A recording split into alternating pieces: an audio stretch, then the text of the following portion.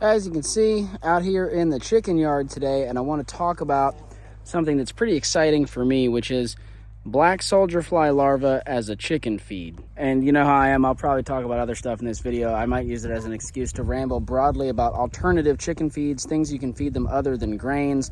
But today I really want to try to focus in on black soldier fly larva specifically.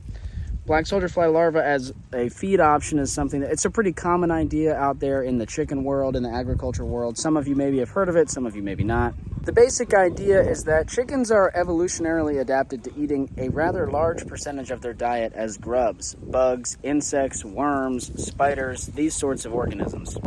If they were out foraging, well, they're foraging now, but they're in a fenced-in area. If they could truly go wherever they want, they would probably chase down a lot of insects. They would certainly eat seeds and fruits and nuts and other things, but insects are always going to be a highly preferable item for all birds, well, most birds, but definitely chickens. Now, if you have an environment where your chickens are free range, or at least able to run around and about outside, they're going to catch a lot of bugs and grubs on their own. But you can also supplement this by farming bugs for your chickens instead of or in addition to farming grains or buying farmed grains for your chickens. What makes black soldier flies special? What are black soldier flies? So for those who don't know, black soldier flies, they're a native fly to the southeast United States. They also span a lot of the East Coast and the Midwest, but specifically they're very prominent in the southeast part of the US here. And they are a fly. The adult fly does not have a mouth part or does not feed. They only exist as an adult to mate.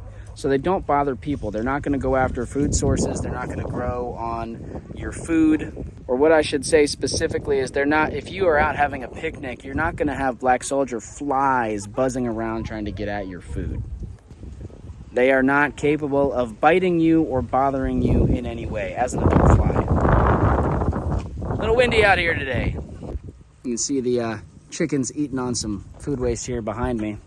What's special about the black soldier fly, other than the fact that they don't bother people typically as a fly, is that they spend most of their life in different larval stages. Like the end stage, the adult is the fly that reproduces with other flies to make eggs, or maybe they're not called eggs. I don't really know fly anatomy super well, but the end deal is that the flies will create larvae. The larva will eat food waste. They will not, the larvae are not going to come after you when you're having a picnic, but if you deposit the leftovers of your picnic on the ground, larvae will find it. Black soldier fly larvae will likely find it if you live in the southeast and start eating, growing, and reproducing on it.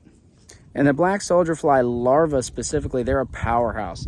They can digest almost any organic material. They can eat manure, they can eat grains, they can eat really rotten, nasty food waste, roadkill, meat. I mean, you can feed them almost anything and they will just demolish the food. They go through food very fast once the population of their larva colony has grown to a sufficient number. I don't want to talk too much about how to actually grow black soldier fly larvae in this video because it's winter time. They're dormant. You won't really find them around this time of year, although it is warm today. It feels kind of like spring. Once the weather actually warms up and we get into the growing season, I'm going to talk a lot more, make videos on actually farming, growing black soldier fly larvae. But for this video, the take-home point is that the larva can be grown on a super wide variety of waste. And the bodies of the larva are high in fat and protein. They're a really good source for protein. I think also calcium, and like I said, there's some fat in there. Actually a pretty good amount of fat as well as some fiber. And chickens really go crazy for the black soldier fly larva. I would say in terms of food that I feed my chickens that they're most excited about. In the wintertime, they really seem to like corn, cracked corn or corn kernels that are small enough that they can eat them without them being cracked. Some different varieties of corn have different sized kernels. But in the summertime, it's red wiggler worms and black soldier fly larvae are the two things that they seem to go the craziest for when you drop them on the ground. And they get a lot of nutrition out of these larvae. Like I said, a lot of fat, a lot of protein, a lot of calcium. It's really good for them. It can help boost egg production, boost health, improve their feathers, all these sorts of things. It's just good for chickens to be eating grubs. Now, in the spring, I'll show you guys how to grow black soldier fly larvae on your own. That's what I do. I grow a lot of them here and feed them directly to the chickens. It's very easy to do. If you live anywhere along the East Coast, especially the Southeast and even parts of the Midwest, you don't even have to try to grow black soldier fly larvae. You can just make a compost pile and they will show up. In other parts of the world where they're not native, you might have to buy larvae in to start your pile, but you can grow them all over the place. However, there's going to be a lot of people who are either not interested or not able to grow their own black soldier fly larva, or you may want to feed them in the off season. Like right now, I can't grow black soldier fly larva because it's too cold. And so one thing that prompted me to make this video is that a commercial producer of black soldier fly larva called Grub Terra, I'll show you the bag and the logo here. They had reached out to me recently and offered a free bag of this of their black soldier fly larva if I would just make some videos talking about the product. Now, you guys who know me, if you've been around for a while, I really don't like supporting consumerism. And I also like to be super transparent as I can possibly be, and just tell you guys, you know, my honest opinions on things. If they had told me that I had to give a positive review, I would have said no. But I'm allowed to say whatever I want about this product. The only thing I'm getting in return is one free bag of the larva. Seems like a good deal to me. I'll just talk about it. I get to talk, the chickens get some free treats, we get to use it as a way to talk about black soldier fly in a bit larger of a context. But I will tell you how I feel about this exact product. I think broadly speaking, just on the consumerism note, you know, just because I'm anti-consumerist doesn't mean I don't buy things. I have to buy things to survive in the situation we live under. And there's some things that I buy that, you know, I really need and really like.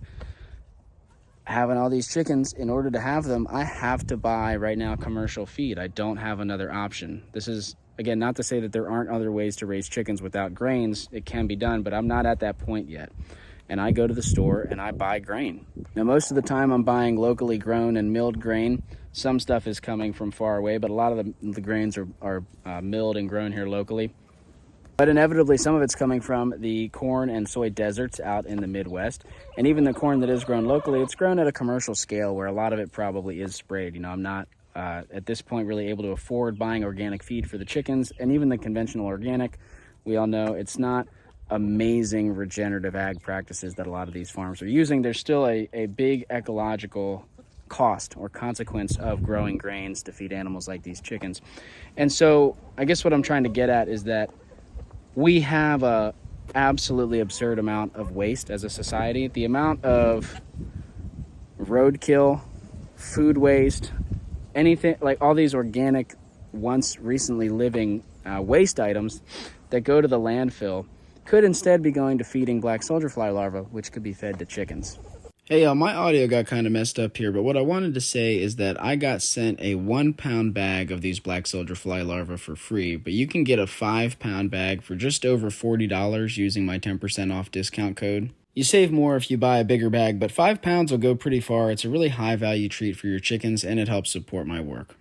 But I think these industries are young and expanding, and there is potential to increase and to have large scale, more of these producers growing black soldier fly larvae on the waste that our society produces. You know, we can always try to cut down on waste, but we're going to have some, no matter what. There's always going to be food waste, always going to be roadkill, always going to be manure and things that we could feed to these larvae. And like with everything, there's nuance. You know, black soldier fly larvae are not the only solutions for food waste. There's other ways to compost. There's red wiggler worms. There's, you know, hot thermophilic compost piles, all sorts of ways. There's, you know, anaerobic digestion to produce fuel to burn. There's straight up, for food waste stuff, you can just feed it straight to the chickens, a lot of it. You know, I wouldn't want to feed them roadkill, although arguably you probably could if it was fresh. They would eat the meat. Wouldn't recommend feeding your chickens manure.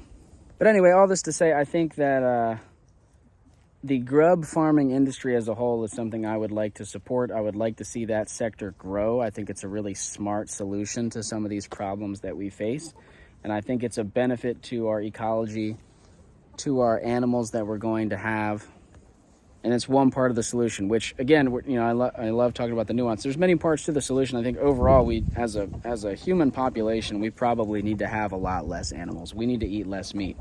That doesn't mean no meat, I think, for at least for some of us.